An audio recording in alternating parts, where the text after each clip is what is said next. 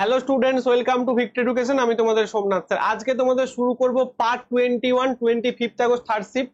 প্রত্যেকটা প্রশ্ন এখানে গুরুত্বপূর্ণ। তোমাদের আমি এটাও দেখাই যে কোন জায়গা থেকে প্রশ্নগুলো আসছে এবং তার উত্তর কি হবে সেটাও অ্যানালিসিস করি। তাহলে অবশ্যই ক্লাসটিকে ভালো লাগলে ক্লাসটিকে লাইক করবে, চ্যানেলটিকে সাবস্ক্রাইব করবে এবং ক্লাসগুলোকে শেয়ার করবে। তো তোমরা যত শেয়ার করবে এবং যত লাইক করবে তত আমি কিন্তু নতুন নতুন ক্লাস এবং ক্লাসের ফ্রিকোয়েন্সি কিন্তু বাড়তে থাকবে। চলো বেশি কথা না বলে শুরু করি আজকের ক্লাস। তোমাদের শিডিউল নিশ্চয়ই জানো, কি কি ক্লাস চলছে সেটাও নিশ্চয়ই জানো। প্রিভিয়াস ক্লাসগুলো দেখতে আমার চ্যানেলকে স্ক্রোল করে নিচের দিকে চলে যাবে এবং যে প্লেলিস্ট গুলো করা আছে সেই প্লেলিস্ট গুলো ফলো করবে। আমার সায়েন্সের ব্যাচ চলছে, যারা ভালো করে সায়েন্সটাকে প্রথম থেকে শেষ পর্যন্ত দেখতে চাও, এনসিইআরটি বেসড ক্লাস নিতে চাও, তারা কিন্তু অবশ্যই এই ক্লাসটাকে জয়েন করতে পারো পেইড ব্যাচে। চলো শুরু করা যাক। প্রথম প্রশ্ন বলেছে 18 সেন্টিমিটার ফোকাস দৈর্ঘ্যের একটি অবতল আয়নার সামনে 3.0 সেন্টিমিটার আকারে একটি বস্তু 54 সেন্টিমিটার দূরত্বে স্থাপন করা হয়। দূরত্বে গঠিত ছবিটি ছবিটি ড্যাশ এবং এর উচ্চতা ড্যাশ, অর্থাৎ ছবিটা প্রকৃতি বের করতে হবে এবং উচ্চতা বের করতে হবে। তাহলে কি কি ডেটা দেওয়া রয়েছে দেখো। প্রথম কথা হচ্ছে, আমি বলেছি যে এই ধরনের অঙ্কের ক্ষেত্রে যখন প্রথম তুমি দেখছো তখন তোমাকে কি দেখতে হবে, তখন তোমাকে দেখতে হবে যে এটা কোন ধরনের দর্পণ বলেছে। দেখো প্রথমে বলেছে অবতল দর্পণ, তাহলে অবতল দর্পণের যে ক্যাটাগরি সেই ক্যাটাগরি লিখতে হবে। যদি এই প্রশ্নগুলো তুমি করতে না পারো, আই বাটনে ক্লিক করো অথবা আমার চ্যানেলে প্রিভিয়াস ভিডিওতে যাও। দর্পণের প্রত্যেকটা অঙ্ক, দর্পণের ক্লাস, লেন্সের ক্লাস, আলোর ক্লাস পুরো পুঙ্খানুপুঙ্খ ভাবে করানো হয়েছে। আরো প্রচুর এক্সাম্পলস দেওয়া হয়েছে, ওগুলো আগে কমপ্লিট করো তারপর এটা দেখো, ঠিক আছে? তাহলে দেখো ফোকাস কি হবে, ফোকাস হয়ে যাবে নেগেটিভ -18 সেন্টিমিটার। 3.0 সেন্টিমিটার আকার মানে উচ্চতা দিয়ে দিয়েছে, তার মানে কি উচ্চতা দিয়েছে, হাইট অফ অবজেক্ট 3 সেন্টিমিটার। তাহলে আমাকে হাইট অফ ইমেজ বের করতে হবে। বস্তুর দূরত্ব কত দেখো, 54 সেন্টিমিটার দূরে স্থাপন করা হয়েছে, তাহলে -54 সেন্টিমিটার। তাহলে প্রথমে আমাকে ভি বের করে নিতে হবে, কারণ ভি না বের করলে আমি হাইট অফ ইমেজ বের করতে পারবো না। কারণ আমরা কি জানি, আমরা জানি যে magnification M equal to height of image divided by height of object is equal to minus of V by U. ঠিক আছে, তাহলে 1/v plus 1/u is equal two 1/f। মনে রাখবে এটা মিরার। অনেকেই আমাকে কমেন্ট করো স্যার মাইনাস হবে, স্যার প্লাস হবে। আর এখানে মিরার বলেছে নাকি লেন্স বলেছে সেটা তুমি দেখবে না, সেইগুলোকে খেয়াল করবে। তাহলে 1/v ইজ ইকুয়াল টু কি হবে, 1/f মাইনাস অফ 1/u। ঠিক আছে, তাহলে 1/f এর মান কত, 1/-18 প্লাস 1/54। তাহলে এখানে কত হবে, 54, 18 2 36, 18 3 54, -3 প্লাস হচ্ছে 1। তাহলে কত হবে, ভি ইকুয়াল টু আমরা কত বলতে পারি, ভি ইকুয়াল টু বলতে পারি 54 ডিভাইডেড বাই -2 অর্থাৎ 27, -27। এবার তুমি বসাও হাইট অফ ইমেজ কত, হাইট অফ ইমেজ কত আমাকে বের করতে হবে। হাইট অফ অবজেক্ট কত, 3 ইকুয়াল টু কি হবে, মাইনাস অফ ভি মানে -27, মানে মাইনাস অফ ভি না, মানে minus of V by U. এবার সেখানে আমি -27 লিখে দিচ্ছি, কারণ ভি এর মানটা -27। সাইন সমেত তোমাকে লিখতে হবে, না হলে কিন্তু ভুল হয়ে যাবে। ঠিক আছে, তাহলে -27 ডিভাইডেড বাই কত হয়ে যাচ্ছে, -54। কেন, ভি বাই ইউ দেখো এই যে ফর্মুলাটা লিখে দিয়েছি তোমাদের, এই ফর্মুলাগুলো লিখে রাখবে খাতায়। মাইনাস মাইনাস কেটে গেল, তাহলে হাইট অফ ইমেজ কত হয়ে যাচ্ছে দেখো, 27 2 54, হাইট অফ ইমেজ হয়ে যাচ্ছে মাইনাস অফ 3/2 অর্থাৎ -1.5। তাহলে -1.5। আমি তোমাদের বারবার বলেছি যে এখানে মাইনাস চিহ্ন দেখে কেউ ভাববে না যে হাইটটা মাইনাস মানে কি। বারবার বলেছি হাইট অফ ইমেজ বা ম্যাগনিফিকেশন মাইনাস দেখা মাত্রই আমরা ভাববো যে এখানে মাইনাস চিহ্ন এসেছে মানে ইমেজটা কি হয়েছে, ইমেজটা রিয়েল হয়েছে বা ইমেজটা সৎ প্রতিবিম্ব গঠিত হয়েছে কি। যদিও এখানে সৎ প্রতিবিম্ব চাইনি, যদি চাইতো আমি এখানে মাইনাস চিহ্ন দেখেই বলে দিতে পারতাম যে ইমেজটা যেটা গঠিত যেটা সৎ প্রতিবিম্ব হয়েছে, মাইনাস আছে মানে, আর সৎ প্রতিবিম্ব মানেই কিন্তু উল্টানো। আমি বারবার বলি অসৎ প্রতিবিম্ব সবসময় সোজা হয়, বা সৎ প্রতিবিম্ব মানেই কিন্তু উল্টানো। তার মানে এটা কি হবে, মাইনাস চিহ্ন আছে মানে কি হয়ে যাবে, অবশীর্ষ বা উল্টানো প্রতিবিম্ব গঠিত হয়েছে। তার মানে কি হবে, উল্টানো এবং 1.5 সেন্টিমিটার। ঠিক আছে, খাড়া হবে না, এটাও হবে না, উল্টানো 1.5 সেন্টিমিটার। ভাই বোঝা গেছে? ক্লিয়ার? প্রত্যেকের ক্লিয়ার হলে অবশ্যই একটা লাইক করে দিও। নেক্সট প্রশ্ন দেখো কি বলেছে, নিচের কোনটি ট্রান্সপিরেশনের প্রধান স্থান নয়। খুব ভালো একটা প্রশ্ন। ট্রান্সপিরেশন যেটা হচ্ছে না, ট্রান্সপিরেশন বাষ্পীভবন বাষ্পমোচন, সেটা কোথা দিয়ে হয়, সেটা পাতার দেখবে ছোট্ট ছোট্ট ছিদ্র দিয়ে হয়। এই যে পাতার ওপর স্থানে কি থাকে, কিউটিকল থাকে, তার দুধারে কি থাকে, এরকম দুধারে কি থাকে, স্টোমাটা থাকে, তাই না? গার্ড সেল এবং গার্ড সেলের মাঝখানে স্টোমাটা, তাহলে স্টোমাটা, কিউটিকল, লেন্টিসেল, এইখানে লেন্টিসেলও এই জায়গাটা থাকে। তাহলে প্রত্যেকটা দিয়ে কিন্তু ট্রান্সপিরেশন বা অন্তঃকোষীয় স্থান তো ভাই আলাদা, স্থান নয় বলেছে। অন্তঃকোষীয় মানে কি, এই যে কোষের যে মধ্যবর্তী স্থানগুলো এগুলোকে বলা হয় অন্তঃকোষীয় স্থান। তাহলে তো এখান দিয়ে তো ট্রান্সপিরেশন হবে না। তাহলে ট্রান্সপিরেশন কোথা দিয়ে হবে? এপিডার্মিস যদি বলতো, এপিডার্মিসের মধ্য দিয়েও আমি বলতে পারতাম, এপিডার্মিস অপশনে দেয়নি, বাট যদি অপশনে থাকে ওটা দিয়েও হবে, কারণ এপিডার্মিস হচ্ছে এই যে ওপরের লেয়ারটা, আপার এপিডার্মিস দেখো লেখা রয়েছে। ক্লিয়ার হয়েছে প্রত্যেকের? নেক্সট প্রশ্ন বলছে সার সম্পর্কিত, সার মানে যে সার আমরা জমিতে দিই, সেই সার সম্পর্কিত নিম্নলিখিত বিবৃতিগুলির মধ্যে কোনটি মিথ্যা? প্রথম প্রশ্ন বলছে আগাম গণনা করা পুষ্টির পরিমাণ প্রয়োগ করা যেতে পারে। ব্যাপারটা কি, মানে এই লাইনটার মানে কি বলেছে, মানে এটা বলেছে মনে করো কোনো একটা জমিতে পুষ্টি কমে গেছে, পুষ্টি মানে কি, তার যে যে পরিমাণ তার খাদ্য থাকার কথা, একটা গাছের পুষ্টি বা নিউট্রিশন থাকার কথা, সেটা কমে গেছে। তাহলে সেটা বাড়াতে আমি কি করব, যে মিনারেলস বাড়াতে আমি কি করব, সার দেব। অর্থাৎ এটা সঠিক তথ্য যে আগাম গণনা করা পুষ্টির পরিমাণ প্রয়োগ করতে এটা ব্যবহার করা হয়। সঠিকভাবে সংরক্ষণ করা আবশ্যক। একদমই তোমার বাড়িতে দেখবে সার যদি না সঠিকভাবে সংরক্ষণ করা হয়, সেটা হয় চালা চালা হয়ে যাবে বা তার গুণমান নষ্ট হবে, সঠিক কথা। নেক্সট, বৃষ্টি বা সেচের পানি দিয়ে বেরিয়ে যায়। অবশ্যই সারকে যখন আমি ফেলে দিই জলে, তখন সেটা কি হয়, বৃষ্টির জলের সঙ্গে ধুয়ে চলে যেতে পারে। এই জন্য দেখবে সার দিয়ে কি করা হয়, মাঠে আল দিয়ে দেওয়া হয়। আল জানো তো নিশ্চয়ই, একটা এরকম এরকম তোমার মাটি দিয়ে আল করে আল কেটে দেওয়া, যাতে কি হয়, তুমি যে সারটা দিয়েছো ওটা জলে ধুয়ে না বেরিয়ে যেতে পারে। তারপর দেখো বাতাস এবং জলকে কখনোই দূষিত করে না, এটা ভুল কথা। বাতাস এবং জলকে যদি রাসায়নিক সার থাকে বা যদি কীটনাশক থাকে, তাহলে সেটা বাতাস এবং জলকে কিন্তু দূষিত করবে, অর্থাৎ অপশন 4 হয়ে যাবে তোমার রাইট অ্যান্সার। ক্লিয়ার? নেক্সট, রোধের এসআই একক। দেখো এটা তো খুব বাচ্চাদের প্রশ্ন হয়ে গেল। আমরা রেজিস্ট্যান্স মানে কি জানি, ভি ইকুয়াল টু আই আর। আমরা কোথা থেকে জানি এটা? ওহমস ল থেকে জানি। ওহমস ল থেকে আমরা জানি যে V equal to I R, অর্থাৎ আর ইকুয়াল টু কি হবে, আর ইকুয়াল টু যে ভি বাই আই। তাহলে R equal to V by I. তাহলে ভি ফর মানে কি, ভি ফর মানে হচ্ছে, ভি মানে হচ্ছে বিভব প্রভেদ, ভি মানে হচ্ছে বিভব প্রভেদ। আর আই মানে কি, আই মানে হচ্ছে কারেন্ট। তাহলে একটা হচ্ছে বিভব প্রভেদ, একটা হচ্ছে কারেন্ট। তাহলে ভি এর ইউনিট আমরা কি বলতে পারি, ভি ইউনিট বলতে পারি ভোল্ট, আর আই এর ইউনিট বলতে পারি অ্যাম্পিয়ার।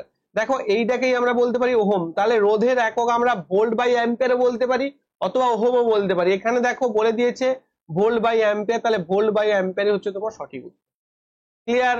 নেক্সট প্রশ্ন, একটি কারেন্ট বহনকারী সলিনয়েডের কারণে চৌম্বক ক্ষেত্র রেখার প্যাটার্ন অনুরূপ।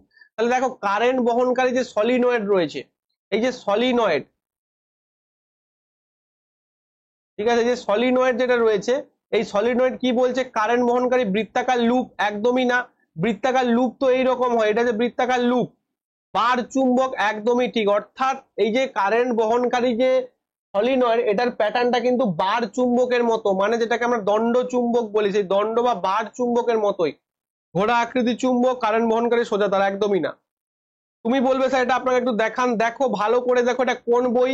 এটা হচ্ছে তোমাদের এনসিইআরটির বই, ক্লাস 10 এর তড়িৎ প্রভাবের, তড়িতের ফলে চুম্বকীয় ফল, এই চ্যাপ্টারটার নাম। আমি প্রত্যেকটা সময় তোমাদের যখনই আসি ভাই কথা বলে চলে যাই না, হাতে নাতে চোখে করে দেখিয়ে দিয়ে যাই তোমাকে এই জায়গাটা পড়বে। আমার ব্যাচের যারা স্টুডেন্ট রয়েছে তাদেরকেও আমি দেখিয়ে দিয়ে যাই। তার কারণটা হচ্ছে আমার ব্যাচের স্টুডেন্ট মানে আমার নিজের স্টুডেন্ট। তোমাদের দেখি তো তোমরা এখানেও ক্লাস করো, ওখানেও আরো 10টা জায়গায় ক্লাস করে বেড়াও, ফলে কি একটা নির্দিষ্ট জায়গায় পড়াশোনা শুরু করো, তাহলে দেখতে পাবে টু দি পয়েন্ট বুঝতে পারবে। সেরকম আমি ওদের টু দি পয়েন্ট বোঝাই। আজকে তুমি ক্লাসটা করলে বুঝতে পারবে যে কোথা কোথা থেকে প্রশ্ন তোমার এসেছে। দেখো এখানে কি লিখেছে, একটি অন্তরিত তামাত্মার ঘন সন্নিবিশিষ্ট অনেকগুলো বৃত্তাকার পাকে একটি চোঙের আকারে জড়িয়ে থাকলে একে সলিনয়েড বলে। এই যে একে চোঙের আকারে জড়িয়ে থেকেছি অনেকগুলো তার বা কয়েল, তাকে সলিনয়েড বলছি। তড়িৎ পরিবাহী একটি সলিনয়েডের চারপাশে চৌম্বক ক্ষেত্র রেখাগুলো সজ্জাকে দেখানো হয়েছে চিত্রে। এবার একটি দণ্ড চুম্বকের চারপাশে চৌম্বক ক্ষেত্রের সঙ্গে এই সজ্জাটির তুলনা করো, দেখতে পাচ্ছ একই রকম কিনা? হ্যাঁ একই রকম। তাহলে এই যে দণ্ড চুম্বক মানেই হচ্ছে বার ম্যাগনেট। তার মানে দেখতে পাচ্ছ অ্যাজ ইট ইজ লাইনটা লেখা রয়েছে, এগুলো কিন্তু বাইর থেকে তোমায় কেউ নোট আকারে দিয়ে দেবে না, এগুলো কিন্তু তোমাকে এনসিইআরটি থেকে অ্যাজ ইট ইজ লাইন তুলে তুলে প্রশ্ন হয়েছে, সেগুলো কিন্তু তোমাকে মনে রাখতে হবে। তার মানে কি, এই যে আমরা যে সলিনয়েডটা দেখতে পাচ্ছি এর যে ক্যারেক্টারটা কিন্তু বার ম্যাগনেটের মতো। ভালো করে দেখো বার ম্যাগনেটে কি হয়, যখন চুম্বক ক্ষেত্র রেখাগুলো, এগুলো চুম্বক ক্ষেত্র রেখা, চুম্বক ক্ষেত্র রেখাগুলো বার ম্যাগনেটের মধ্যে কি হয়, না সাউথ পোল থেকে নর্থ পোলের দিকে যায়, বার ম্যাগনেটের মধ্যে, মধ্যে মানে কি, এটা যদি একটা বার ম্যাগনেট হয় এই জায়গাটা যদি আমার সাউথ পোল হয়, এটা যদি নর্থ পোল হয় তাহলে এই দিক থেকে এদিকে যাবে, কিন্তু বাইর দিয়ে যদি আসে তাহলে নর্থ পোল থেকে সাউথ পোলে আসবে, তাহলে এদিক থেকে এদিকে আসবে। জাস্ট সলিডয়েডেও কিন্তু এরকম ঘটনাটাই ঘটে। তাই আমরা বলবো যে তড়িৎ পরিবাহী যে সলিনয়েড তার ঘটনাটা কিন্তু বার চুম্বকের মতো। ক্লিয়ার? কি বলেছে দেখো নিচের বিবৃতিগুলো, প্রথম বলেছে সোডিয়াম, লিথিয়াম, রুবিডিয়াম, ডোবেরিয়াম টায়ারের উপাদান। দ্বিতীয় সেগমেন্ট বলছে টায়ারের মাধ্যমে মৌলের পারমাণবিক ভর ছিল মোটামুটি অন্য দুটি মৌলের পারমাণবিক ভরের গড়। একদম ঠিক, কিন্তু এটা ভুল ভাই। লিথিয়াম, সোডিয়াম আর পটাশিয়ামের টায়ার পেয়েছে। অর্থাৎ দেখো আমি তোমাদের টায়ার্ড নিয়ে প্রত্যেকটা সময় বলেছি টায়ার্ডের কি হয় না, প্রথম কটা পারমাণবিক ভর অনুযায়ী টায়ারটাকে করানো হয়েছে, ডোবেরিনার করেছে, এবং টায়ার্ডে দেখবে মনে করো এখানে তিনটে তিনটে করে এলিমেন্ট রাখা হয়েছে, মনে করো এখানে ফার্স্ট, এখানে সেকেন্ড, এখানে থার্ড। তাহলে এই ফার্স্ট দুটোর পারমাণবিক ভর বা অ্যাটমিক ওয়েট, আমি ফার্স্ট দুটোর পারমাণবিক ভর বা অ্যাটমিক ওয়েট যোগ করে তার গড় নিলে বা যোগ করে 2 দিয়ে ভাগ করলে কারটা পাবো, ফার্স্ট এবং থার্ডটা, সরি ফার্স্ট এবং থার্ড, অর্থাৎ এটা এবং এটা, এই দুটো যদি নিয়ে নেওয়া হয় এবং তার গড় করলে কাকে পাবো, আমি সেকেন্ডটার পারমাণবিক ভর পাবো। অর্থাৎ এইভাবে ট্রায়াডস গুলোকে কিন্তু সাজানো হয়েছে। তাহলে লিথিয়াম, সোডিয়াম এবং কে আসবে, লিথিয়াম, সোডিয়াম এবং পটাশিয়াম আসবে এখানটা, লিথিয়াম, সোডিয়াম এবং পটাশিয়াম আসবে, এখানে কিন্তু রুবিডিয়াম আসবে না। অর্থাৎ আমরা দেখতে পাবো বিবৃতি 1 ভুল, বিবৃতি 2 সঠিক, option A will be right answer. ঠিক আছে, দেখে নাও এখানটা ডোবেরিনের টায়ারটা আমি তোমাদের দিয়ে দিয়েছি, একটু খেয়াল করো, দেখবে যে লিথিয়াম, সোডিয়াম, পটাশিয়াম, দেখো 7, 23, 39, তাহলে 7 যুক্ত 39 তুমি করো, 39 সাথে কত হচ্ছে না 39 10 হয়ে যাচ্ছে তোমার 49, 49 থেকে তুমি 3 বাদ দিয়ে দাও 46, তাহলে 46 ডিভাইডেড বাই 2 দেখো 23 হয়ে গেছে। অর্থাৎ এটা অনেক সময় প্রশ্ন আছে যে প্রথম এবং থার্ড এলিমেন্টের যে অ্যারিথমেটিক মিন বা গড়, সেই গড়টাই হচ্ছে সেকেন্ড এলিমেন্ট। এটা কোথায় বলা হয়েছে, এটা ডোবেরিনের ট্রায়াডসে বলা হয়েছে। ক্লিয়ার হয়েছে প্রত্যেকের? এই ধরনের প্রশ্ন পরীক্ষা হলে যখন দেবে মাথা ঠান্ডা করে ভাববে, মাথা গরম করলে কিন্তু ছোট্ট ছোট্ট জায়গাগুলো ভুল হয়ে যেতে পারে। টেকনিশিয়ান পরীক্ষার কদিন পর হবে, যেখানে 40+ মার্কস তোমাদের কিন্তু সায়েন্স থেকে রয়েছে, তো সে বি কেয়ারফুল। নেক্সট প্রশ্ন, যে বিক্রিয়ায় একটি বিক্রিয়ক 2 বা ততোধিক সরল পণ্যে বিভক্ত হয়ে যায় বা 2 বা ততোধিক সরল যৌগে বিভক্ত হয়ে যায় তাকে কি বলা হয়, তাকে বলা হচ্ছে বিয়োজন বিক্রিয়া। দেখো বারবার বলেছি বিয়োজন বিক্রিয়া এবং সংযোজন বিক্রিয়া একে অপরের বিপরীত। যখন দুটো বিক্রিয়ক পরস্পর বিক্রিয়া করে একটা বিক্রিয়াজাত পদার্থ তৈরি করবে তখন তাকে আমরা কি বলবো, তখন তাকে আমরা বলবো সংযোজন বিক্রিয়া। কিন্তু যখন এই একটা সংযোজিত বস্তু যখন কি হবে না, যখন দুটো পার্টে ভেঙে যাবে কোনো একটা উদ্দীপকের দ্বারা, এখানে কোনো একটা উদ্দীপক রাখবো, যেমন মনে করো H2O ভেঙে কি উৎপন্ন করে H+O2, এই যে ভেঙে যাচ্ছে, কেন ভেঙে যাচ্ছে, কারণ আমরা একে ইলেকট্রোলাইসিস করি বা তড়িৎ বিশ্লেষণ করি। মনে করো AgBr থেকে ভেঙে কি হয়, Ag+Br উৎপন্ন হয়। যদি একে কি দিয়ে সূর্যালোকে রাখি, এইগুলো আমরা অনেক আগে করে ফেলেছি, কেমিক্যাল রিয়াকশনের ক্লাসে এই জিনিসগুলো আমরা ভালো করে জেনেছি।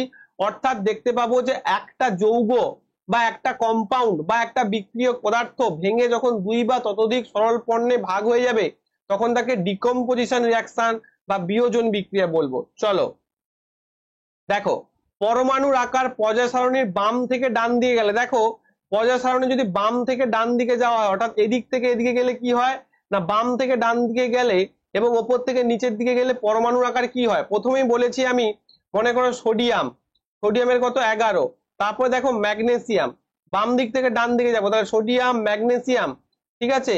তারপরে দেখো কে থাকবে, অ্যালুমিনিয়াম, সোডিয়াম, ম্যাগনেসিয়াম, অ্যালুমিনিয়াম, এরকম করে থাকে বাম দিক থেকে ডান দিকে গেলে 11, 12, 13।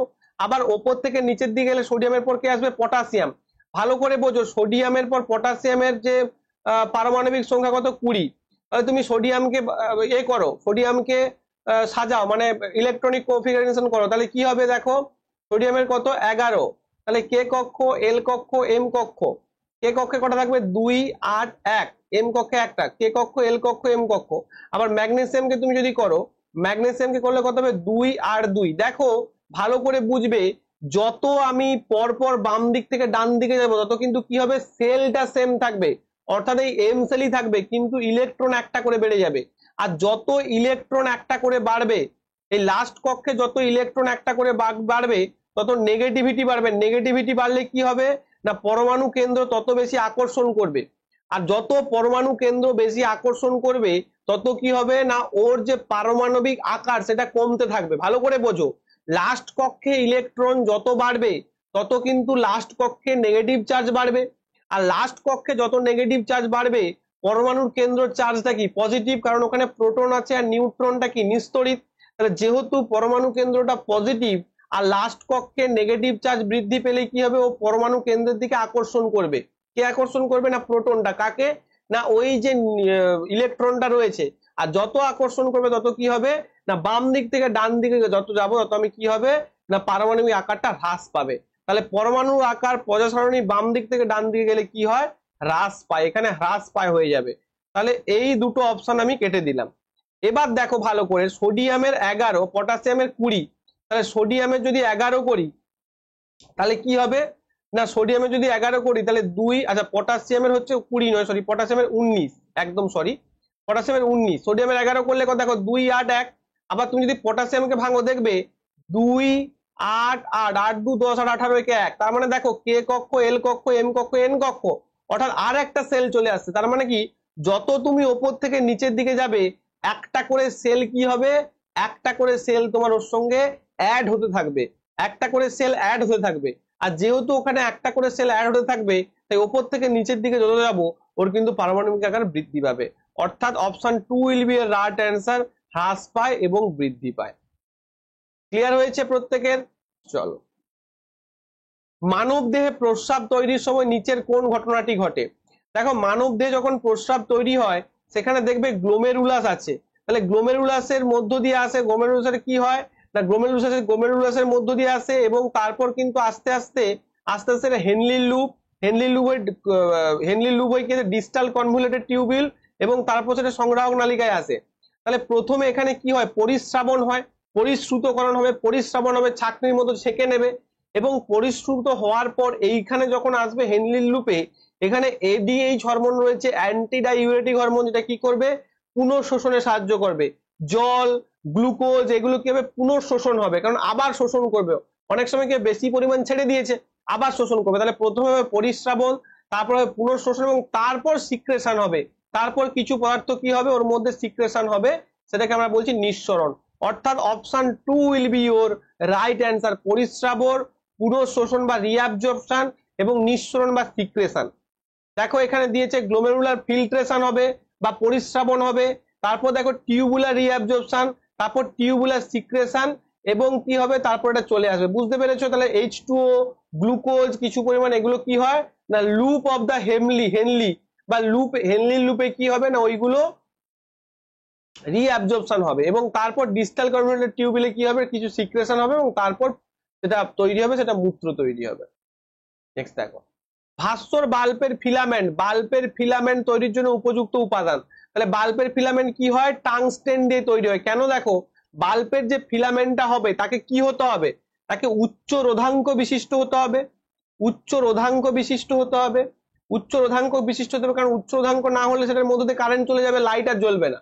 উচ্চ রোধাঙ্ক এবং উচ্চ গলনাঙ্ক বিশিষ্ট হতে হবে, কারণ যদি উচ্চ রোধাঙ্ক হয় তাহলে তার মধ্যে হিউজ টেম্পারেচার তৈরি হবে। দেখো আর ভ্যারাইজেস টি যত রোদ তত টেম্পারেচার, তাহলে তার গলনাঙ্ক যদি বেশি না হয় সেটা কি হয়ে যাবে তৎক্ষণাৎ গলে বাল্বটি নষ্ট হয়ে যাবে।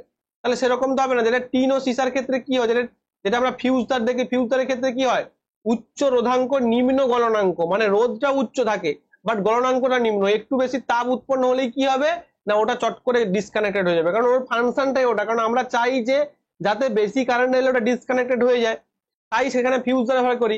কিন্তু টাংস্টেন কি হয় না আমরা ফিলামেন্ট ব্যবহার করি। তুমি বলেছো নাইক্রোম কেন ব্যবহার করে না, কারণ নাইক্রোম এমন একটা জিনিস ওটা কিন্তু তাপমাত্রা বেশি উৎপন্ন করে বাট উজ্জ্বলতা দেয় না, টাংস্টেন কিন্তু উজ্জ্বলতা দেয়, তাই এখানে টাংস্টেন ব্যবহার করি। ক্লিয়ার? নেক্সট, নিচের কোনটি এক্সোথার্মিক বিক্রিয়া? আচ্ছা এক্সোথার্মিক বিক্রিয়া মানে যেখানে তাপ উৎপাদন হয়, তাপ উৎপাদক। আচ্ছা কলিচুন তৈরি করা, তোমরা নিশ্চয়ই জানো ক্যালসিয়াম অক্সাইড এটাকে কুইক লাইম বলি, তার সঙ্গে যদি জল যোগ করা হয় তাহলে স্ল্যাক লাইম বা CaOH2 বা যাকে কলিচুন বলা হয় সেটা উৎপন্ন হয়। তাহলে এখানেও কিন্তু প্লাস তাপ প্রচুর উৎপন্ন হয়। তোমরা যদি বাড়িতে দেখে থাকো তাহলে দেখবে যে টকবক টকবক করে ফুটতে থাকে, কি বললাম, টকবক করে কিন্তু ফুটতে থাকে এবং তারপর সেটা কিন্তু কি উৎপন্ন হয় না, কলিচুন উৎপন্ন হয়। ঠিক আছে, তাহলে এখানেও তাপ উৎপন্ন হয়। দেখো প্রাকৃতিক গ্যাস পোড়ানো, যখন গ্যাস পোড়া হয় তখন তো তাপ উৎপন্ন হয়, একদম ঠিক। শ্বসনেও তুমি দেখবে যে নাকের কাছে হাত দেবে দেবে গরম তোমার হচ্ছে বাতাস বের হচ্ছে, তার কারণ কি, ভেতরে শ্বসনের সময় গরম তাপ উৎপন্ন হয়। তাহলে শ্বসন একদম ঠিক রয়েছে, অর্থাৎ সমস্ত 1 2 3 উত্তর হয়ে যাবে, সবকটাই কিন্তু এখানে এক্সোথার্মিক রিয়াকশন। নেক্সট প্রশ্ন, নিচের কোন অপটিক্যাল যন্ত্রটি আলোর একটি বিন্দু উৎস থেকে রশ্মির সমান্তরাল রশ্মি তৈরি করতে ব্যবহার করে? ভালো করে বোঝো, খুব ভালো একটা প্রশ্ন। অর্থাৎ আলোক রশ্মি বিন্দু থেকে সমান্তরাল, প্রথমেই বলো যে বিন্দু থেকে সমান্তরাল করতে গেলে আমাকে কি করতে হবে না, বিন্দু থেকে সমান্তরাল করতে গেলে আমাকে অবশ্যই কনভার্জিং লেন্স বা কনভার্জিং মিরর হতে হবে। তাহলে আমি অবতল লেন্স এবং উত্তল দর্পণটা কেটে দেবো, কারণ অবতল লেন্স উত্তল দর্পণ কেন তো কাটবো না, কারণ অবতল দর্পণ হচ্ছে কনভার্জিং মিরর এবং উত্তল লেন্সটাও কনভার্জিং লেন্স, কারণ কনভার্জিং না হলে কি হবে না, ওই বিন্দু উৎস থেকে প্যারালালে যেতে পারবে না। এই যে বিন্দু উৎস, মনে করো একটা বিন্দু উৎস থেকে এখানে যাবে, এবার প্যারালালিতে চলে যাবে, এইভাবে যদি যায় প্যারালালি চলে যাবে, কিন্তু যেটা কনভার্জিং না হলে সম্ভব নয়। ডাইভার্জিং হলে কি উল্টো দিকে চলে যাবে, ডাইভার্জিং হলে এইভাবে চলে যাবে, এই দিকে চলে যাবে ডাইভার্জিং হলে, কনভার্জিং হলেই সেটা প্যারালালি যাবে। তাহলে কনভার্জিং কে উত্তল লেন্স এবং অবতল দর্পণ। তাহলে অর্থাৎ আমরা বলতে পারি এ এবং সি অপশন 2। একজন প্রাপ্তবয়স্ক মানুষের 24 ঘন্টায় গড়ে কত প্রস্রাব তৈরি হয় না, মনে রাখবে গড়ে 1 থেকে 1.8 লিটার, 1 থেকে 1.8 লিটার, এটা মনে রাখবে, এই ডেটাটা তোমাদের মনে রাখতে হবে। ঠিক আছে, এনসিইআরটি থেকে প্রাপ্ত ডেটা।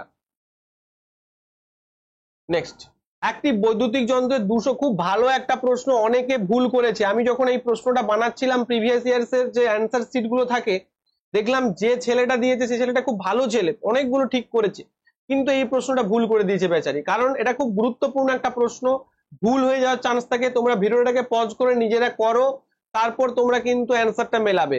তো প্রথমে দেখো 220 ভোল্ট সরবরাহের সাথে বলেছে, 220 ভোল্ট এবং তার সাথে 5 অ্যাম্পিয়ারের কারেন্ট টানে, অর্থাৎ আমি ভোল্টেজ ইকুয়াল টু কত বলতে পারি, 220 ভোল্ট, এবং আই ইকুয়াল টু কত বলতে পারি, 5 অ্যাম্পিয়ার। তাহলে একটা হচ্ছে 220 ভোল্ট আর একটা হচ্ছে 5 অ্যাম্পিয়ার। তাহলে এখানে পাওয়ার ইজ ইকুয়াল টু কি হবে, পাওয়ার ইজ ইকুয়াল টু কি হবে, ভি ইন্টু আই হবে, power is equal to V into I, P equal to V into I. তাহলে ভি কত, 220 ইন্টু 5, 220 ইন্টু 5 অর্থাৎ 22 5 110 ইন্টু 0 এত ওয়াট। তাহলে আমার কি 1100 ওয়াট উত্তর অপশনে রয়েছে, উত্তর হচ্ছে নেই, 110 ওয়াট আছে। তাহলে কেউ কিন্তু 110 ট্রিক করো না, 1100 ওয়াট তার মানে কত কিলো ওয়াট, তার মানে 1100 ডিভাইডেড বাই 1000, 1100 ডিভাইড বাই 1000 করে, তাহলে দুটো শূন্য কেটে দাও, 1.1 কি হয়ে যাবে, কিলো ওয়াট। দেখো অপশনে রয়েছে 1.1 কিলো ওয়াট। অনেকেই উত্তরটা করবে 110 ওয়াট, 110 ওয়াট করলে কিন্তু ভুল হয়ে যাবে, কেননা যেহেতু power equal to V by V into I, তো সেক্ষেত্রে 220 ইন্টু 5 হবে। ক্লিয়ার হয়েছে, বোঝা যাচ্ছে, কোনো অসুবিধা নেই। ওকে, চলো। আচ্ছা, এখানে কিন্তু শক্তি হবে না, এখানে কিন্তু অ্যাকচুয়ালি যন্ত্রের ক্ষমতা বলা হয় এটাকে, কিলো ওয়াটে দেওয়ার থেকে আছে বলে আমি এখানে পাওয়ারটা বের করে নিয়েছি, বাট পাওয়ার মানে কিন্তু ক্ষমতা, বাংলায় ক্ষমতা বলা, শক্তি হলে কিন্তু তোমার এটা এনার্জি হয়ে যেত। ঠিক আছে, ক্ষমতা হবে, শক্তি বললে কিন্তু এখানে উত্তর অন্য হতো, মানে উত্তর বের করানো যেত না, কারণ 5 অ্যাম্পিয়ার এখানে যদি কুলম দেওয়া থাকতো তখন আমরা বলতে পারতাম W is equal to V into Q দিয়ে ডব্লিউ বের করতে হতো, তখন কিন্তু আলাদা হতো, বি কেয়ারফুল। ঠিক আছে, চলো নেক্সট, নিচের কোন বিবৃতিগুলো ঠিক, এই বিবৃতিমূলক প্রশ্ন কিন্তু প্রচুর আসছে। দেখো, একটি বিন্দুতে চৌম্বক ক্ষেত্রের দিকটি সেই বিন্দু থেকে চৌম্বক কম্পাস স্থাপন করে খুঁজে পাওয়া যায়, একদম ঠিক। আমি যদি চৌম্বক কম্পাস স্থাপন করে দিই তাহলে কিন্তু কোন দিক সেটা খুঁজে পেয়ে যাব।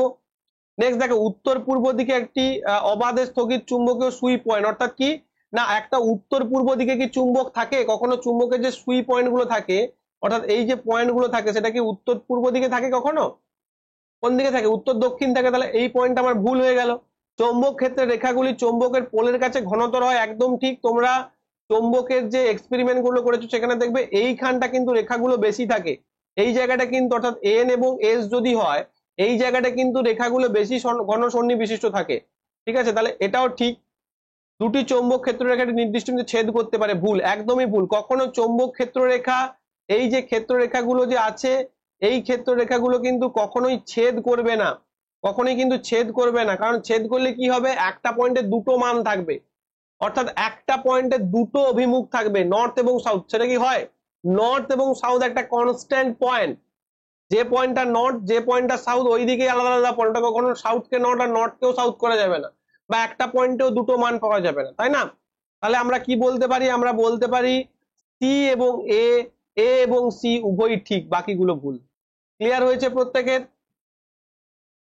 দেখো তোমাদের এনসিইআরটি বই আমি এনেছি, এখানে দেখো অ্যাজ ইট ইজ দেওয়া রয়েছে। চুম্বক ক্ষেত্র হলো একটি রাশির মান এবং অভিমুখ দুই আছে। চৌম্বক ক্ষেত্র, চৌম্বক ক্ষেত্রে কম্পাস শলাকার, দেখো ভালো করে বোঝো, একদম অ্যাজ ইট ইজ লেখা রয়েছে। চৌম্বক ক্ষেত্রে কম্পাস শলাকার একটি উত্তর মেরু যে অভিমুখে গমন করে সেইটিকে চৌম্বক ক্ষেত্রে অভিমুখ হিসেবে ধরা হয়। তার মানে চৌম্বক ক্ষেত্রে কিন্তু আমরা কম্পাস রাখলে সেটা অভিমুখ নির্ণয় করতে পারি। যে ক্ষেত্ররেখাগুলো উত্তর মেরু থেকে নির্গত হয় এবং দক্ষিণ মেরুতে প্রবেশ করে, চুম্বকের ভেতর ক্ষেত্ররেখাগুলো অভিমুখ হলো দক্ষিণ মেরু, তাহার উত্তর মেরুর দিকে। অর্থাৎ যেটা বলতে চেয়েছে, যেটা দক্ষিণ থেকে উত্তরের দিকে যাবে ভেতরে, এবং বাইরের দিকে উল্টোটা হবে, উত্তর থেকে দক্ষিণ মেরু যাবে। ঠিক আছে? ক্ষেত্ররেখাগুলো হলো বদ্ধ রেখা। ক্ষেত্ররেখাগুলো আপেক্ষিক ঘন বিশিষ্টটা মাত্রা চৌম্বক ক্ষেত্র প্রাবল্য দেখানো হয়। যেখানে ক্ষেত্ররেখাগুলো ঘন সন্নিবিশিষ্ট সেখানে রাখা অন্য একটি চৌম্বক মেরুর উপর ক্রিয়াশীল বলটি বৃহত্তর ক্ষেত্রটা শক্তিশালী। অর্থাৎ দেখো এইখানে কিন্তু ঘন সন্নিবিশিষ্ট হয়ে আছে, তার মানে এই জায়গাটা কিন্তু চৌম্বকটা বেশি শক্তিশালী হবে রাদার দেন এই মাঝখানটায়। ঠিক আছে? তো এইগুলো, এই যে দুটি ক্ষেত্ররেখা পরস্পরকে ছেদ করে না, এগুলো কিন্তু তোমাদের অ্যাজ ইট ইজ কোথায় বলা রয়েছে? এনসিইআরটি চ্যাপ্টার হচ্ছে চুম্বক। কোন বই? না ক্লাস 10 বই। তো যারা এইভাবে এনসিইআরটি শেষ করতে চাও, দেখো আমি গিমিক দেখানো কিন্তু প্রশ্ন নিয়ে আসি না। ওই ইউথের বই থেকে কয়েকটা প্রশ্ন দেখে করিয়ে দিলাম, কিন্তু কোথা থেকে পড়বে একটা ছেলে, কিভাবে পড়বে, কোন জায়গাটা সে খুঁটিয়ে দেখা উচিত, সেই পুরো জায়গাটা কিন্তু আমি আমার এই একটা ক্লাসে বলে যাচ্ছি। যারা বুদ্ধিমান তারা এখান থেকে কিন্তু বসেই বাড়িতে কমপ্লিট করে নিতে পারবে, বই খুলে চট করে দাগিয়ে নিতে পারবে। ঠিক আছে? এই জায়গাটাই আমি তোমাদের বারবার বলি। পরবর্তী প্রশ্ন দেখো, খুব ভালো প্রশ্ন, কঠিন প্রশ্ন, কিন্তু আমি দেখাবো তুমি কোথা থেকে পড়লে পাবে। আমি সবসময় বইটা দেখাই যে এই জায়গা থেকে পড়ো, তুমি পাবে। অনেকে আমাকে বইয়ের কথা জিজ্ঞাসা করো, আমি তোদের বারবার বলি আমার ক্লাসগুলো করো, তুমি বুঝতে পারবে। এক্সট্রা করে ভিডিও বানিয়ে সময় নষ্ট করবো না আমি তোমার। দেখো গ্রাফাইট বিদ্যুতের খারাপ পরিবাহী, এটা তো ভুল স্টেটমেন্ট। গ্রাফাইটের প্রতিটি কার্বন পরমাণু একটি সমতলে তিনটি কার্বন পরমাণুর সাথে একটি ষড়ভুজাকার বিন্যাস প্রদান করে, একদম ঠিক। অর্থাৎ বিবৃতি 2 সঠিক, বিবৃতি 1 ভুল। দেখো এখানটা পরিষ্কার তোমার এনসিইআরটি ক্লাস 10 এর বইতে লেখা রয়েছে। কি লেখা রয়েছে দেখো, ভালো করে বোঝো। প্রতিটি হীরকের মধ্যে, আচ্ছা হীরক দিয়েও আসতে পারে ভবিষ্যতে, তাহলে হীরক দিয়েও এটা দেখে নেবে। হীরকের মধ্যে প্রতিটি কার্বন পরমাণু অপর 4টি কার্বন পরমাণুর সাথে বন্ধনে আবদ্ধ থাকে এবং এর ফলে শক্তিশালী ত্রিমাত্রিক গঠন পাওয়া যায়। এবার গ্রাফাইট, যেটা তোমার প্রশ্নে এসেছে, গ্রাফাইটের মধ্যে প্রতিটি কার্বন পরমাণু একই তলে অপর 3টি কার্বন পরমাণুর সাথে বন্ধনে আবদ্ধ থাকে এবং ষড়ভুজ আকারে বিন্যাস থাকে। কি বন্ধু, এই লাইনটাই তো এখানে ছিল। দেখো একদম অ্যাজ ইট ইজ লাইন, কোনো পার্থক্য পাচ্ছ? বিসর্গ থাকলে বিসর্গ বসিয়েছে, ফুল স্টপ থাকলেও ফুল স্টপ বসিয়েছে। এই জন্য আমি বলি এনসিইআরটির এই লাইনটা তুমি না জানলে তুমি এটা বুঝতে পারতে না ভুল কিনা ঠিক। কঠিন প্রশ্ন, বাট সহজ কেন? এনসিইআরটি তে আছে তাই, সেটাই আমি তোমাকে দেখাচ্ছি। ঠিক আছে? তো এইটাই হচ্ছে গ্রাফাইটের সেই গঠনটা এখানে দিয়েছে। চলো নেক্সট প্রশ্ন, বোঝা গেছে তাহলে? নেক্সট প্রশ্ন চলো। বলছে নিচের কোনটিতে ওয়াশিং সোডা ব্যবহার করা হয় না? কাঁচ, সাবান, কাগজ উৎপন্নে অবশ্যই ওয়াশিং সোডা উৎপন্ন হয়। গৃহস্থ উদ্দেশ্যে পরিচ্ছন্নতার এজেন্ট হিসেবে একদম ঠিক। জলের স্থায়ী কঠোরতা বা ক্ষরতা অপসারণের জন্য ঠিক, কিন্তু বেকিং কেক বেকিং এর জন্য ব্যবহার করা হয় না। অর্থাৎ option 4 will be your right answer. সূর্য থেকে আসা রশ্মি বায়ুমণ্ডল দ্বারা প্রতিষ্ঠিত হয়, এ কারণে আপাত সূর্যোদয়ের আসল সূর্যোদয় ড্যাশ। তাহলে দেখো আপাত সূর্যোদয়টা আগে হয় নাকি আসল সূর্যোদয়টা আগে হয়? তোমরা নিশ্চয়ই জানো, এখানে যদি পৃথিবী থাকে তাহলে আমরা যদি এখানে সূর্যকে দেখি সকালবেলা উঠে, অ্যাকচুয়াল সূর্য কিন্তু তখনও আমাদের এই যে দিগন্ত রেখা তার নিচে রয়েছে। অর্থাৎ কতটা নিচে থাকে, কতটা সময় পর আমি আপাত সূর্য উদয়ের কথা সেটা আমি দেখবো। তুমি বলবে স্যার এই ধরনের প্রশ্ন আমি কোথায় পাবো? জি দেখাচ্ছি তোমাকে আমি এই ধরনের প্রশ্ন কোথায় পাবে। দেখো এটা কোন বই? এটা হচ্ছে এনসিইআরটি ক্লাস 10 এর বই। কোন চ্যাপ্টার?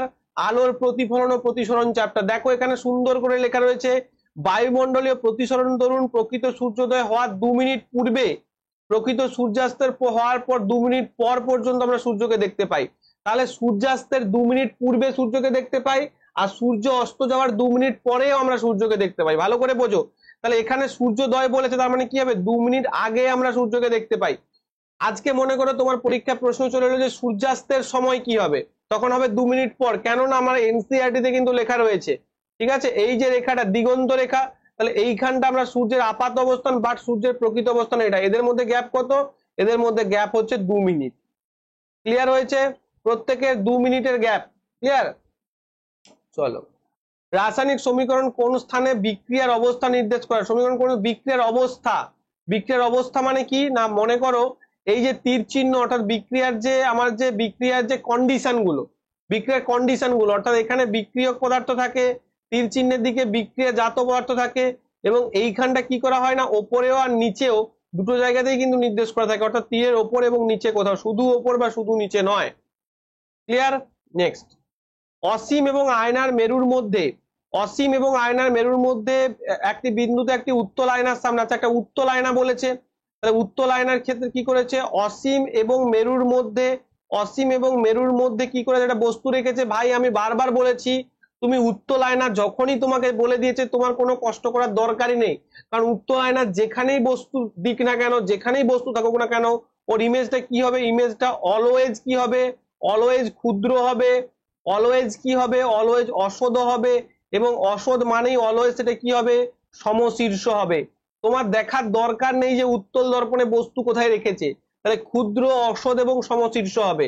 আমাকে ক্ষুদ্র দেয়নি, যদি দিত তখন আমি এটা বলতে পারতাম, যেহেতু দেয়নি দেখো বাস্তব তো হবে না, ভার্চুয়াল উল্টানো কখনো হতে পারে না। মনে রাখবে ভার্চুয়াল প্রতিবিম্ব কখনো উল্টাবে না, ভার্চুয়াল মানেই সেটা সোজা প্রতিবিম্ব গঠিত হবে। তাহলে ভার্চুয়াল আর উল্টা যেখানেই অপশন দেখবে সেখানে ওটা এলিমিনেট করবে উইথাউট এনি কন্ডিশন। কারণ আমি বলি সবসময় যখন আমাদের পড়াশোনা হয়ে যাবে একটু অ্যাডভান্স লেভেলে চিন্তা ভাবনা করবো আমরা। আমি কেন অ্যাডভান্স লেভেলে চিন্তা ভাবনা করা তোমাদের শেখাচ্ছি, কারণ প্রথম দিকের ক্লাসগুলো দেখবে পার্ট 1 পার্ট 2 সেখানে কিন্তু আমি ছবি এঁকে এঁকে করিয়েছি, কিন্তু এখানে আর করাচ্ছি না। কেন? কারণ আমি তোমাকে এবার অ্যাডভান্স লেভেলে চিন্তা ভাবনা ঢোকাবো যাতে তুমি তোমার সময় বাঁচাতে পারো, আর সেই সময়টা কোনো ক্রিটিক্যাল প্রশ্নে খরচা করতে পারো এবং বেশি অ্যাটেম্প্ট করতে পারো এবং চাকরি পাওয়ার দিকে এগিয়ে যেতে পারো। ক্লিয়ার?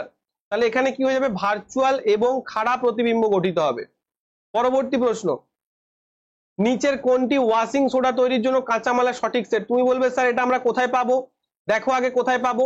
দেখো প্রথমে মনে রাখবে খাবার সোডা তৈরিতে কি ব্যবহার করা হয়, NaCl, H2O, CO2, NH3, সেখান থেকে অ্যামোনিয়াম ক্লোরাইড এবং সোডিয়াম হাইড্রোজেন কার্বনেট বা NaCO, এটা কিন্তু তোমাদের প্রশ্ন এসেছে, এটাও তোমাদের প্রশ্ন এসেছে যে NaCO3 কাঁচামাল কি এবং NaCO3 কে তাপ দিলে আবার কি উৎপন্ন হবে, এটাও তোমাদের প্রিভিয়াস এসে প্রশ্ন এসেছে। দেখো আমি NaCl, H2O, CO2 এবং NH3 এদেরকে যোগ করে কি পেয়েছি, সোডিয়াম হাইড্রোজেন কার্বনেট বা সোডিয়াম বাইকার্বনেট। এবার সোডিয়াম বাইকার্বনেটকে তাপ দেওয়ার ফলে কি উৎপন্ন হয়েছে, দেখো সোডিয়াম কার্বনেট উৎপন্ন হয়েছে। ঠিক আছে, তার মানে দেখো সোডিয়াম ক্লোরাইড এইগুলোকে আমি কি বলতে পারি, এইগুলোকে বলতে পারি সোডিয়াম কার্বনেট প্রস্তুতির কাঁচামাল। কারণ আমি যদি টোটাল বিক্রিয়াটা একদম সেম ভাবে করি তাহলে এখান থেকেই এটা উৎপন্ন হয়েছে। তাহলে কি কি আছে দেখো, এই যে NaCl, NH3 এবং CO2, this is your right answer, সঠিক সেট তোমাকে বলেছে। চলো, নিচের কোনটি যৌন রোগ ভাইরাস দ্বারা ছড়ায়? ভাইরাস দ্বারা কে ছড়ায়? এইডস, AIDS, কোন ভাইরাস? HIV virus. ঠিক আছে, যেটা আমাদের ইমিউনিটি তন্ত্রকে এফেক্ট করে। নেক্সট প্রশ্ন বলছে কোন বিকল্পটা, আমি তোমাদের বারবার বলি যে হিউম্যান অর্থাৎ মেল এবং ফিমেল রিপ্রোডাক্টিভ সিস্টেম থেকে প্রত্যেকটা শিফটে একটা না একটা প্রশ্ন এসছে। যদিও একটা শিফটের বায়াসনেস থাকে তবু আমি তোমাদের যখনই ALPর পরীক্ষা এই বছর শুরু হবে সেইটা দেখে এক্সপেক্টেড প্রশ্ন আমি তোমাদের কিন্তু করাচ্ছি। ALPর জন্য কবে কখন করাচ্ছি না, স্যাটারডে 9:30 PM। তো যারা জয়েন করার অবশ্যই জয়েন করে যাও, দুর্দান্ত ক্লাস হচ্ছে একদম লাইভ। আর যারা ব্যাচে জয়েন করতে চাও তারা ব্যাচে জয়েন করে যেতে পারো, একদম সুন্দর ক্লাস হচ্ছে এনসিইআরটি ধরে ধরে। দেখতেই তো পাচ্ছ এগুলো কোথা থেকে আসছে, প্রত্যেকটা প্রশ্ন কোথা থেকে আসছে যেগুলো তুমি জানো না আমি কিন্তু দিয়েছি, দেখো বই থেকে দিয়ে দিয়েছি, প্রত্যেকটা কিন্তু এনসিইআরটি থেকে। তো একজন টিচার যদি তোমাকে থাকে যে এনসিইআরটি থেকে বলে দেয় যে কোন জায়গাটা পড়বে কোন জায়গাটা, দেখো এটাও তুমি এনসিইআরটি দেখাবো আমি তোমাকে প্রত্যেকটা জায়গা। ঠিক আছে, এই বেঙ্গলি বোর্ডের বই পড়ে কিন্তু হবে না, বা কোনো নর্মাল যে অথারের বইগুলো বাজারে ঘোরাফেরা করছে সেগুলো কোনো অথারের বই চলবে না এক্সেপ্ট এনসিইআরটি। তুমি যদি এনসিইআরটি না পড়ে থাকো পরীক্ষা দিও না, পরীক্ষা দিতে যেও না, বাড়িতে বসে থাকো আর বই পড়তে থাকো। দেখো টেস্ট ইউরেটার, ইউরেটার মানে কিন্তু গোবিনী, ইউরেটার, আর ইউরেথ্রা মানে মূত্রনালী। দেখো টেস্টিস ভাস্কিউলার না, টেস্টিস থেকে ইউরেটার কি করে যাবে ভাই, প্রথমে তো তোমার মূত্র, এই যে মূত্র থলিটা সেখান থেকে ইউরেটার এসে মুক্ত, তাহলে টেস্টিস থেকে ইউরেটার থরি যাবে, টেস্টিস গুলো তো কি, টেস্টিস থেকে যে তোমার স্পার্মটা, সেই স্পার্মটা কি ইউরেথ্রার মধ্যে পড়ে যাবে, মূত্রের সঙ্গে মিশে যাবে? তাহলে তাহলে এটা হবে না, ভাস্কুলার হবে না। দেখো আবার টেস্টিস থেকে ইউরেটারে গেছে, টেস্টিস থেকে ইউরেটারে কখনোই যাবে না, এইটাই হয়ে যাবে সঠিক উত্তর, ইউরেথ্রাতে যাবে। ভালো করে বোঝো, এইটা হচ্ছে তোমার গোবিনী বা ইউরেটার। তোমার যে বৃক্ক, এই যে বৃক্ক ছিল, এই বৃক্ক থেকে গোবিনীর মাধ্যমে এটা এসে মূত্রথলিতে মিশলো। এবার সেই মূত্রথলি, এই যে এখানে প্রোস্টেট গ্ল্যান্ড রয়েছে, এটা কি মূত্রনালী বা যেটাকে আমরা ইউরেথ্রা বলছি, এই ইউরেথ্রার মধ্য দিয়ে এসে তোমার মূত্র আকারে নির্গত হবে। কিন্তু এই যে টেস্টিকেলস বা এই যে টেস্টিস, যেটা আমরা বলছি টেস্টিস, এই টেস্টিসের মধ্যে কি রয়েছে, স্পার্ম তৈরি হচ্ছে। সেই স্পার্মটা ভাস ডিফারেন্স, অর্থাৎ এই যে নালীটা, স্পার্মটা যে নালীটা দিয়ে আসছে ভাস ডিফারেন্স, সেটা এসে কি হচ্ছে, গোবিনীতে কিন্তু আসছে না, এসে কোথায় মুক্ত হচ্ছে, ইউরেথ্রার মধ্যে মুক্ত হচ্ছে, অর্থাৎ মূত্রনালীর মধ্য দিয়ে।